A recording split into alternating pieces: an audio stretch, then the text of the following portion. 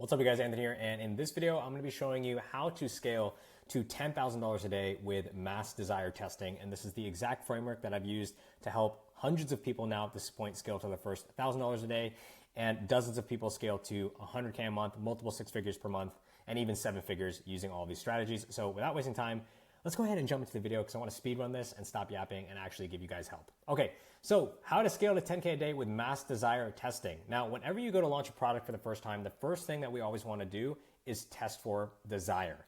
Now, desire, very simply, is the thing people want by buying your product, okay? So if you sell a dropshipping course, for example, what people get is the course. What they want is to escape the 9 to 5. Just like how you watching this video right now, you don't give a flying fuck about me or who I am. You just want to get the tactics and the strategies that will allow you to scale to $10,000 a day with Facebook ads and your Shopify store, right? So what they get versus what they want, that is basically the difference between desire and the product that you sell. Now, the reason why we have to build the foundation of everything that we do on desire is that desire is so powerful. It is the force that drives people to act, right? People will literally buy a fucking hula hoop to lose weight. Losing weight, think about how simple losing weight is. Eat less, move more. That's it. That's weight loss in a nutshell. But because this desire is so strong, you can convince people in their minds, if you channel it correctly, to buy a fucking hula hoop to lose weight instead of moving a little bit more, stop eating like shit, and go outside and walk. That's how you lose weight, but that's how powerful desire is. And so it's not our job to create desire, it's to find the pre-existing desires that millions of people have and then to channel them onto our product. Take this huge desire to lose weight and just say, hey, instead of losing weight by doing the really difficult thing of eating less and moving more, just buy my fucking hula hoop. And when done correctly, you can make people buy anything as long as the desire is strong enough. Now, obviously, you don't want to just sell anything, because if you sell products that are a piece of shit, you're going to get a bunch of chargebacks and Shopify will not like you. So this is not to say and give you permission, just sell any and everything. What I'm saying is that is how powerful desire is, that you can convince people to basically go against their common sense and to not even realize they're buying a goddamn hula hoop. And by the way, no disrespect to these guys because they're crushing it. I'm just saying it's a lot easier to lose weight than a hula hoop. You don't need a hula hoop to do it, right? But that's how powerful desire is. And when it's strong enough, you can sell any product to these people so long as they believe it will satisfy it in a new way. So another reason why we start with desire is there's really no expectation that you should have to scale a product to any significant revenue if you don't understand why people want it in the first place. Like that, I hope that's intuitive as to why you have to start with the desire and why that should be the foundation of everything. If you want to sell something, the first question should be, why do they want this thing in the first place? So this is the initial 1K a day testing setup that I teach everybody and that anyone can use to hit their first $1,000 a day. So it's a CBO campaign, and the segmentation of the assets is done on the level of desire. So if you have a product, let's say you have this hula hoop product, and this is the product that you're going to be selling. One desire you might have would be, I want to lose weight. Second desire might be, I want to be more attractive, feel more attractive. And then a third desire might be, I want to stop feeling lonely. Notice how these are all unique and distinct wants that are totally separate from one another. They do have some, they might collide a little bit. For example, some people might want to lose weight because they want to feel more attractive, and some people might want to feel more attractive so they can stop feeling lonely. But there's usually one vague feeling that is at the forefront of somebody's mind whenever they make a purchase, and that's what makes these unique and distinct wants and totally separate. So the person buying the hula hoop who wants to lose weight so she can shrink her pant size in preparation for her wedding is going to be different, have different motivations, have different pain points, have different reasons for buying this product compared to the person who wants to be more attractive because she hasn't been on a date in 10 years versus the person who just went through a breakup and hasn't been on the dating market for the past 2 years, right? Those are all unique and distinct people. So the CBO campaign setup is just like this.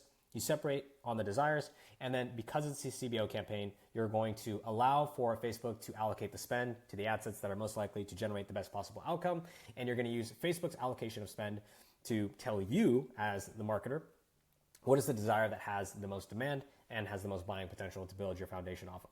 Now, usually one of these desires is going to end up soaking anywhere from like 80 to 90% of the total spend, and then you're gonna see the other two not really get any spend. So if you look at the ad library of any high performing brand, what you're gonna find at the foundation of all of their ads is what I would call the main desire. So the main desire is essentially the foundational desire that they're building everything off of.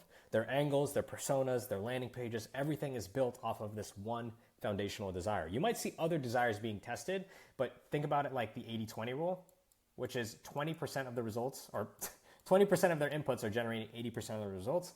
And what you'll see if you go into their ad library for this brand, Bloom & Bond, is the overwhelming majority of their creatives are going to be appealing to this desire to feel more attractive. And that's at the root of everything, and that's what they're building their foundation off of.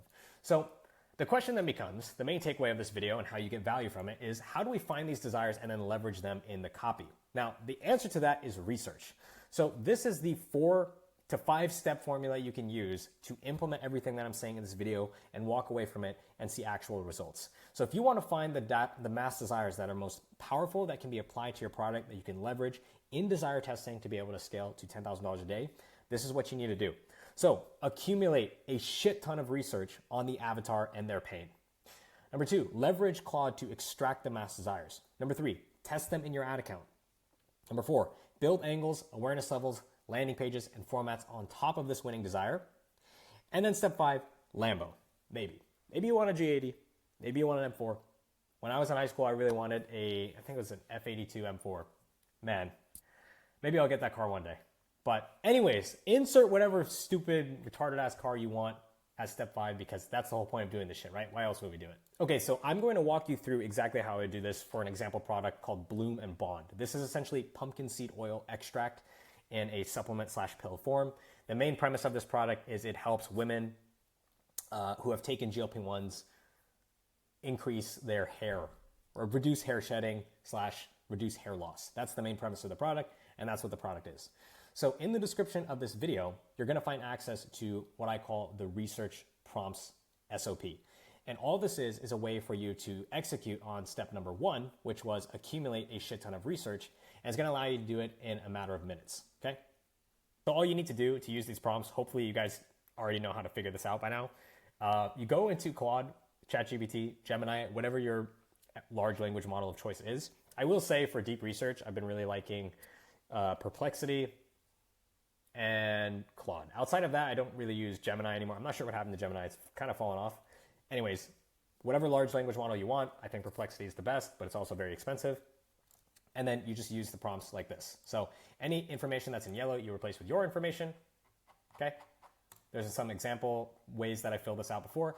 And then you just do this across all of these prompts. And then that's gonna put you with a set of 3 research documents.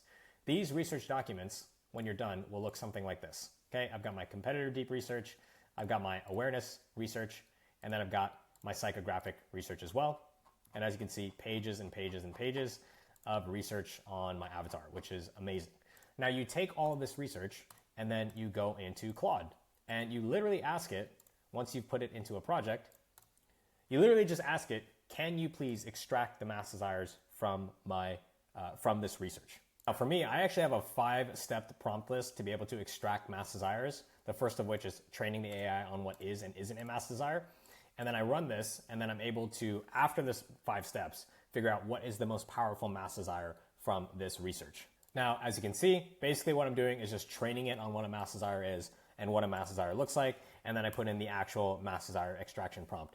Now, if you want access to this prompt, unfortunately, I can't give it away to you because otherwise the people who pay me money to have access to this wouldn't really have a reason to pay me. So you're just gonna have to make do with all of the other free shit that I give in the description for absolutely free. But just know that this prompt is nothing super crazy, okay? It's like a 1-page prompt. It's literally just asking Claude to extract them out. Like you can literally, I've gotten very similar results. Not exactly, but if you just say, if you train it on what is a mass desire, give it a copy of Breakthrough Advertising, and then ask it to extract the mass desires, you will get the mass desires. You will more or less get to the same point. The mass desire is not a Rubik's Cube level fucking thing to figure out, okay? It doesn't take a genius, and you don't need Claude to literally spoon feed you like a fucking baby to figure out the reason why women buy this thing is to lose weight, right? I hope that's simple, because so many people are just bugging me about these prompts, and it's like, dude, you can't look at this and figure out people want to lose weight, you might be cooked. This might be the wrong business model for you. So here are the mass desires that I've extracted from Claude. I want to feel attractive should be self-explanatory as to why that would be a product for this, or why that would be a desire for this product. So I want to feel more attractive / stop feeling ugly. And then next one is desire number 2. I want to feel safe in my own body again. Kind of, I could see that. Let's see the justification.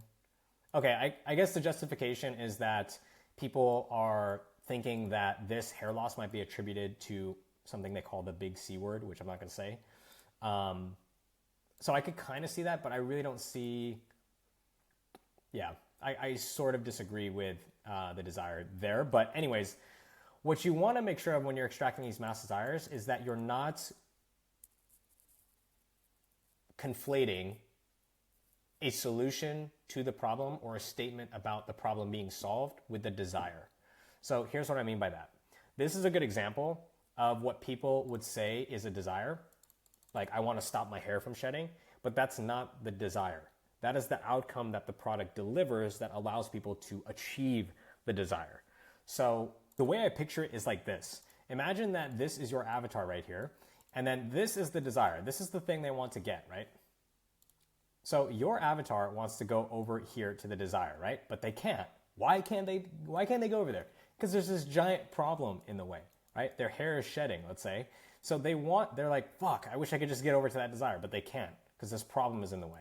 And your product gets rid of that, right? So then, nice, now I can get to my desire. But the problem is, if you look at a lot of these statements here, these are easy to conflate as desires. So if some people say, oh, the mass desire I'm targeting is I want to stop my hair loss. It's like, yeah, obviously, but they want to stop the hair loss, but why? What is the outcome of the product allowing them to achieve that they otherwise could not? Because of the problem, it's this desire here, which is I want to feel attractive. Okay, so step 1 and 2 are probably the most lengthy of this entire process, but then step 3, testing them in your ad account, is next. So my favorite way to test mass desires, which should come as no surprise on this channel, is to leverage image ads with long copy where we write personal stories, or not always personal stories, but generally stories that are from the point of view of this exact avatar, detailing in extreme detail how they went through this problem, suffered this massive pain, had this revolutionary breaking point in their life where the pain got so bad they had to take action on it, and then they took action on it through this discovery of your product and its ability to solve their problem in a new and unique way. I'm not going to detail how I write these ads in this video because that would be outside of the scope. If you go on my channel right now, there's so many videos that will show you in extreme detail with live store demonstrations how I create ads exactly like this to be able to test desires inside of my ad account and scale to 1K a day. So the first step would be to create a bunch of these ads, a bunch of these style of ads for each of the mass desires that you're going to be testing inside of your ad account, and then test those desires, see which one gets the most spend, the most conversions, and whichever does is the one that you want to build in step 4 all of your foundation on. So once you understand what people want, now you can actually go crazy with different angles, awareness levels, landing pages, even throwing in new formats if you want to expand.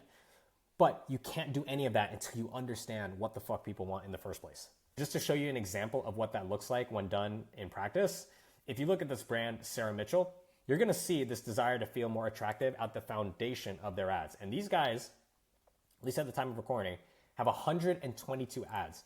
And if we go into all ads here, what we'll see is the overwhelming majority of these ads are going to appeal to the desire to feel more attractive.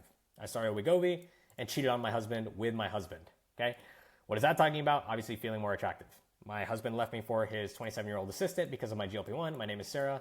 What is that talking about? Feeling more attractive. And if you literally scroll through the ad library, you're gonna see this desire, this vague desire at the foundation for so many ads. And there are certainly other desires that they're appealing to, such as the desire to lose, I was about to say the desire to lose weight, but that makes no sense. There are other desires in this ad account. Let's see. Yeah, I guess this one right here. Started to hate the part of my shower where I rinse. Let's see. Yeah, this could be more like confidence, identity restoration. had thick hair my entire life. The kind people mentioned to me, hairdressers, my mother-in-law at the store. Yeah, I don't see attractiveness as the forefront of this, but if you look at the themes across their top performers, you're going to see feeling more attractive, like in all of their top performers, especially this like cheating on the husband one. Okay, guys, so that is how you conduct research to identify the strongest mass desires that can be applied to your product, how you can leverage Claude to do research and extract those mass desires, and how you can use this image ad plus long copy strategy, which again, go check out my other videos on the channel to be able to test the desires and use this as the foundation. And I have seen so many people, when they get the desire right, I've seen so many people in desire testing scale to $10,000 a day with a product page and just desire testing, simply because the desire that they tapped into is so powerful. And they have some type of really unique mechanism that makes people believe like, holy shit, this is now possible as a result of this product in a unique way that no other product can afford me. So guys, that is gonna do it for this video. Hope you guys enjoyed the content. As always, if you did, make sure to leave a like, comment, and subscribe. Let me know in the comments below what you're currently struggling with, what topics you wanna see me make videos on next, because there's a high probability I'll make a video on that. That being said, hope you enjoyed this. Hope you got a ton of value as always, and I'll catch you in the next one. Peace.